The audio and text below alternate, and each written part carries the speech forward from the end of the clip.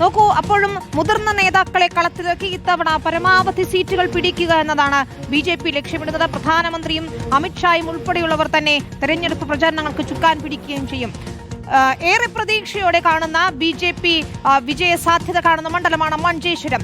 മഞ്ചേശ്വരത്ത് ഇതാ ഒരിക്കൽ കൂടി ജനവിധി തേടാനെത്തുന്നു K Surendran. First round report. ഒരിക്കൽ കൂടി മഞ്ചേശ്വരത്ത് മത്സരിക്കാൻ ഒരുങ്ങുകയാണ് BJP മുൻ സംസ്ഥാന അധ്യക്ഷൻ കെ സുരേന്ദ്രൻ. 2 തവണ നിസ്സാര വോട്ടുകൾക്ക് പരാജയപ്പെട്ട മണ്ഡലത്തിൽ ഇത്തവണ വിജയിക്കാനാകുമെന്നാണ് പ്രതീക്ഷ. BJP നേതൃത്വം കെ സുരേന്ദ്രന് മണ്ഡലത്തിൽ സജീവമാകാൻ നിർദ്ദേശം നൽകിയെന്നതാണ് സൂചന. TV പ്രസാദാണ് ചേരുന്നത് വിശദാംശങ്ങളുമായി. പ്രസാദ്, ഒരു ഇടവേളയ്ക്ക് ശേഷം മഞ്ചേശ്വരത്തിത വീണ്ടും മത്സരിക്കാൻ ഇറങ്ങുന്നു കെ സുരേന്ദ്രൻ. അന്നും ഇന്നും എന്നും മഞ്ചേശ്വരത്തോടൊപ്പം എന്ന ഫേസ്ബുക്ക് പോസ്റ്റ് ഇട്ടുകൊണ്ട് ഏതാണ്ട് അനൌദ്യോഗികമായ ഒരു പ്രഖ്യാപനം തന്നെ നടത്തിയിരിക്കുന്നു എന്ന് വേണമെങ്കിൽ പറയാമല്ലേ? അത് തന്നെയാണ് വിനീത. BJPയെ സംബന്ധിച്ച് മഞ്ചേശ്വരം മണ്ഡലത്തിൽ ഏറ്റവും അനുയോജ്യനായ സ്ഥാനാർത്ഥി അത് കെ സുരേന്ദ്രനാണ് എന്ന് പാർട്ടി നേതൃത്വത്തിന് അറിയാം. അതുകൊണ്ട് തന്നെ ഇത്തവണ ഒരിക്കൽ കൂടി മഞ്ചേശ്വരത്ത് കളത്തിലിറക്കാനുള്ള തീരുമാനമാണ് ഉണ്ടായത്.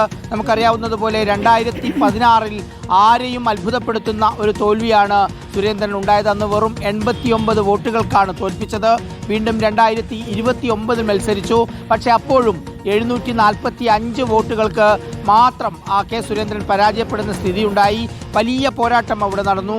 വിജയം ഉറപ്പിച്ച ഘട്ടത്തിലാണ് കഴിഞ്ഞ 2 തവണയും 16ലും 21ലും നഷ്ടപ്പെട്ടത്. നമ്മൾ ഈ കപ്പിനും ചുണ്ടിനുമിടയിൽ നഷ്ടപ്പെടും എന്നൊക്കെ പറഞ്ഞതുപോലെ അതുകൊണ്ട് തന്നെ ഇത്തവണ ഉറപ്പായും ആ മണ്ഡലം പിടിക്കാൻ കഴിയും എന്ന പ്രതീക്ഷയാണ് BJP കേന്ദ്ര നേതൃത്വത്തിനുള്ളത്. അതുകൊണ്ട് തന്നെ കെ സുരേന്ദ്രൻ മത്സരിക്കണം എന്ന നിർദ്ദേശം കഴിഞ്ഞ ദിവസം ഡൽഹിയിൽ നിന്ന് നേരിട്ട് അമിത്ഷാ ഉൾപ്പെടെയുള്ള നേതൃത്വം സുരേന്ദ്രനെ അറിയിച്ചു എന്ന വിവരമാണ്. മണ്ഡലത്തിൽ സജീവമാകാനുള്ള നിർദ്ദേശവും കൊടുത്തു കഴിഞ്ഞു. അതിന്റെ ഭാഗമായാണ് നേരത്തെ വിനീത പറഞ്ഞതുപോലെ ആ പോസ്റ്റിൽ അങ്ങനെ ഒരു വരി കൂടി ഉൾപ്പെടുത്തിയിരിക്കുന്നത്. എന്തായാലും സുരേന്ദ്രൻ ഇറങ്ങുന്നതോടുകൂടി മഞ്ചേശ്വരത്തെ പോരാട്ടം ഉഷാറാകും എന്ന ആത്മവിശ്വാസമാണ് BJPക്കുള്ളത്. വിനീത, ശരി. TV പ്രസാദാണ് വിശദാംശങ്ങൾ നൽകിയത്. ഏതായാലും BJP സ്ഥാനാർത്ഥി പട്ടിക ഈ മാസം തന്നെ ഉണ്ടാകുമെന്നാണ് നമ്മൾ പ്രതീക്ഷിക്കുകയും ചെയ്തത്.